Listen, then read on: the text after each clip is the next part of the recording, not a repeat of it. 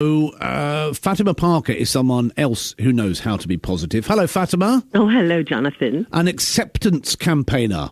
Yes, indeed. Have you always been positive about the way you look? No, not at all. What For many years, I've suffered like everyone else. So what do you look like? To me, I just look normal as I was created, and I was meant to be.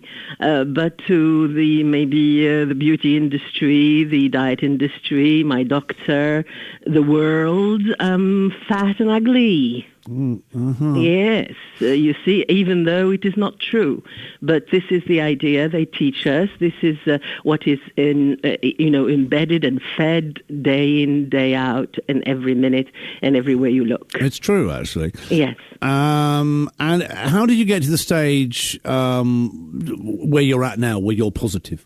Because I have discovered that everything I've learned and everything I've heard was not true.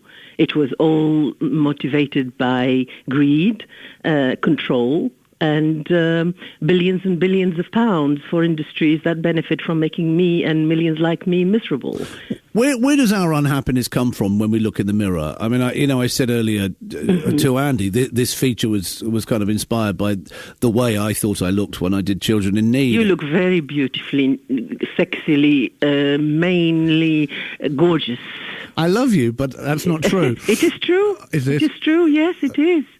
But you see, the 2 points that you mentioned and that broke your heart was that you looked like your father and that you were chubby. No, well, actually, I looked. What I mean, like your father, not the No. in looks. I mean, in age. No. I look like I looked sort of just fat and chubby and like my now dead grandfather. God bless him. Right. You see, that's the point. I don't mean family resemblance. I mean age. Like at your age, you're already looking like your father. You're worried about age, and this is another and major problem.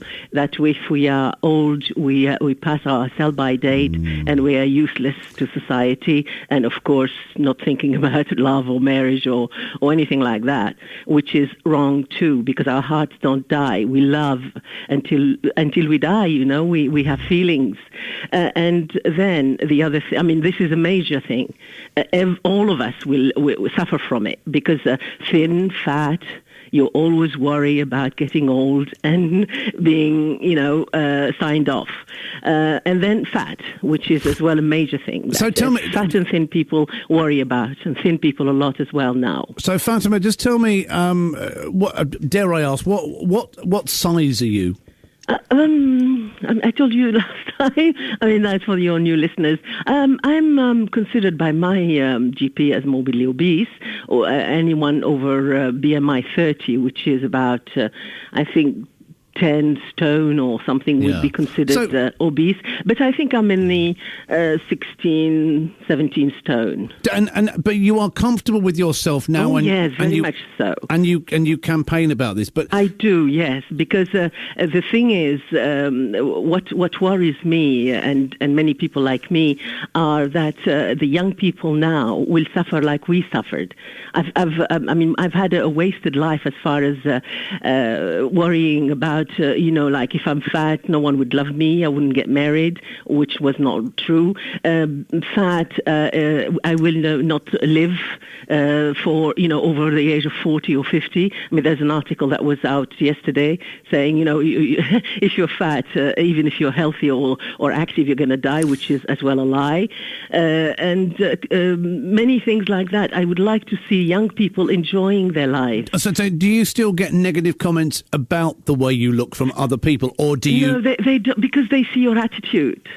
You see, they notice the way you hold yourself, the way you act. You're not cheapish and feeling guilty and feeling belittled and small and feeling ugly and that you don't belong. You're there and you're self-conscious. And no, I just walk like if I owned the place. So tell me this finally, Fatima. Yes. As a size acceptance campaigner, Yes. you come across people who are very down on themselves. We've heard Andy's tips for positive thinking. So for great. Right. So for somebody who isn't happy with their weight and the way they look, how would you help them to feel better about it and accept them for Join themselves? my Facebook pages. I have many, many pages and groups where you can see people of different ages, sizes, and body types, beautifully dressed and beautifully made up. You wouldn't notice the size. And then we have many articles. Have readership from all over the world. And the problem is the misery. We have so many young people who are suicidal because they're only, like a size 14, 12, 14, and they feel fat and ugly and worthless. We build our worth. Our worth has nothing to do with our size. We are worthy people, and we deserve love and respect. Fat and health are two separate things. You can be fat and healthy, and you can be thin and unhealthy. Yeah, no, that's true. And I saw Oprah Winfrey on Jonathan Ross, and she was encouraging him to be nicer to himself. I had Lauren Booth on this morning talking about wearing the veil under Islam and it being more, I don't know. Living more modestly allows her to be happier. And I think maybe we all ought to celebrate ourselves and other people more than just being doer. You know what I mean? Accept diversity. Because if we accepted that people came in all shapes and sizes, if we accepted that we all get old, but we should respect that when we get old, all our past and all our achievements and even our dignity and our looks. I mean, we become more. We have a different beauty when we are old.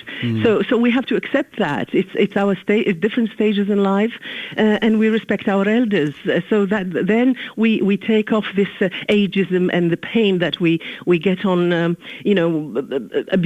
mentally abusing old people. Already you feel bad because you get old, and then you get society ignoring you and you become invisible. These are things that we have to change. Getting old is a way of life, and you have to accept and be thankful that you're old. Many people die very young, and respect your elders, as I said, and then accept that we all come in different shapes and sizes, and there is beauty in every size, and there is love for everybody. Merci, madame. Je vous en prie, monsieur. Jonathan, you're not fat, you're lovely. Thank you very much. If you have love in your heart for a person or a pet, when you're down, focus on them. Unless you're odd like me, don't be isolated. You see, you're putting yourself down, Mark in Newcastle. Don't be doing that. He says, unless you're odd like me, don't be isolated. There are hundreds of folk who need a friend. Mark in Newcastle, thank you very much for coming. I love the way she finished that interview. Je vous en prie. I love the French accent. 12 minutes to 12. Next, we're going to wrap up, as they say. Well, it's nearly Christmas.